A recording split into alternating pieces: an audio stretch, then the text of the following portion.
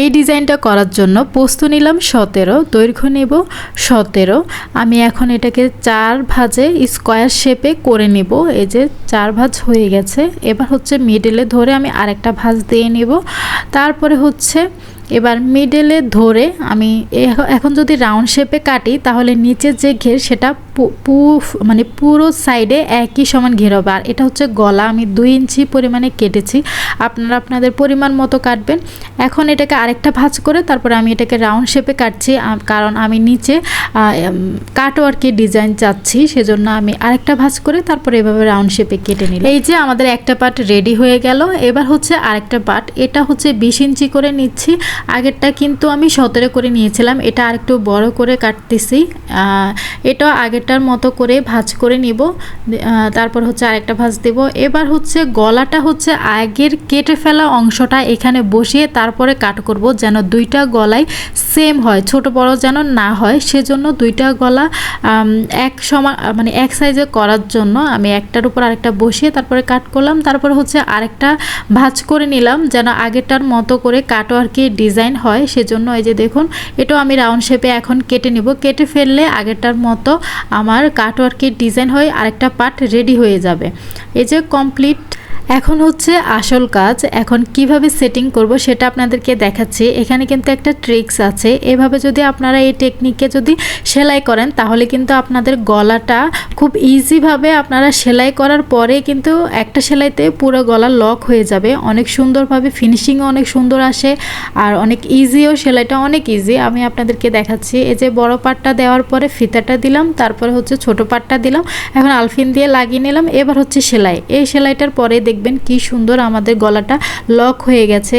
এখন কিন্তু উল্টো পাশ দেখা যাচ্ছে, বাট কিভাবে উল্টা পাশটা একদম লক হয়ে যাবে সেটাই আপনাদেরকে দেখাবো। এখানে হচ্ছে ট্রিক্স, এই যে চারকোনা কিন্তু আগে কেটে নিতে হবে, তাহলে ফিনিশিংটা ভালো আসবে, না হলে কিন্তু কর্নারে কর্নারে কাপড়গুলো কিন্তু অনেক জড়ো হয়ে থাকে, দেখতে বাজে লাগে, ফিনিশিং আসবে না। আগে চারপাশ কেটে নেবেন। তারপরে এই যে দেখুন ছোট পাশটা কিন্তু আমি এই যে চারপাশ থেকে নিলাম, তারপর হচ্ছে এই যে উল্টো করে এই যে ভিতরে ঢুকিয়ে দিলাম, তারপরে ফিতাগুলো ধরে এই যে একটা ঝাঁকুনি দিব। ঝাঁকুনি দেওয়ার পরে পুরো জামাটা পুরো এবার 2 পার্টটাই কিন্তু আমি উল্টো করে নিব। এই যে দেখুন 2টা পার্ট উল্টো করার পরেই দেখুন আমার সেলাইটাও লক হয়ে গেছে। আর হচ্ছে এই যে দেখতে পাচ্ছেন, এই যে কর্নারের কাপড়টা কেটে দেওয়াতে দেখুন এখানে কিন্তু আর কোনো কাপড় জড়ো হয়ে নেই।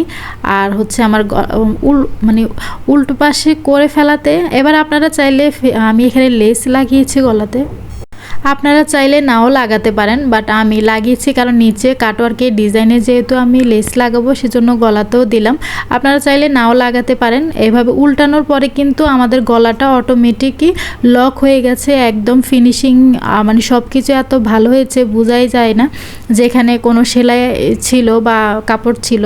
তারপরে হচ্ছে এই যে দেখুন এখানে ওই যে আমরা কাটওয়ার্ক করার সময় নিচে যে কাপড়টা বেঁচে গিয়েছিল সেই কাপড়টা দিয়ে কিন্তু আমরা ফিতার মুখের এই যে ফুলগুলো কাপড় কেটে নিয়েছি। তারপরে এই যে ফিতার মুখে এখন এই কাপড়গুলো সেলাই করে লাগিয়ে দিলে ফিতার মুখেও কিন্তু ফুলটাও লেগে যাবে আর ফিতার মাথাটাও লক হয়ে যাবে, আর দেখতে অনেক ভালো লাগবে।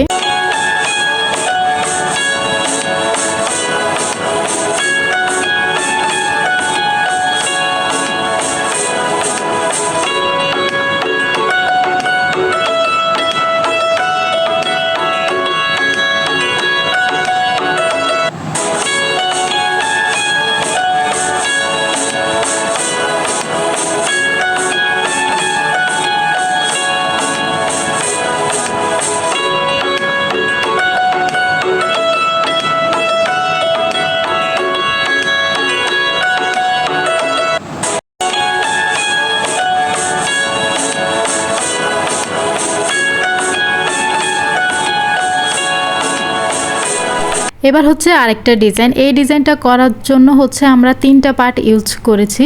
কোন ডিজাইনটা বেশি সুন্দর কমেন্ট করে জানাবেন। এই ডিজাইনটা করার জন্য গলাটা কিন্তু আরেকটু বড় করে কেটেছি। বড় গলা কাটলে সামনে ভি শেপ হবে, ছোট করে কাটলে কিন্তু ভি শেপ হবে না, সমান হয়ে যাবে। আর একটু বড় করে কাটলে হচ্ছে ভি শেপ হবে। 4 কোণা কেটে নিয়েছি, ফিতাগুলো এবার উপরে দিয়েছি, তখন কিন্তু মিডলে দিয়েছিলাম ফিতাগুলো। তারপরে চারপাশ সেলাই করে 4 কোণা কেটে নিয়ে তারপরে আমি সেলাই করে লেস দিয়ে লক করে দিলেই কিন্তু আমাদের এই ডিজাইনটা রেডি হয়ে যাবে। এই যে দেখুন কোন ডিজাইনটা বেশি সুন্দর হয়েছে কমেন্টে জানাবেন প্লিজ।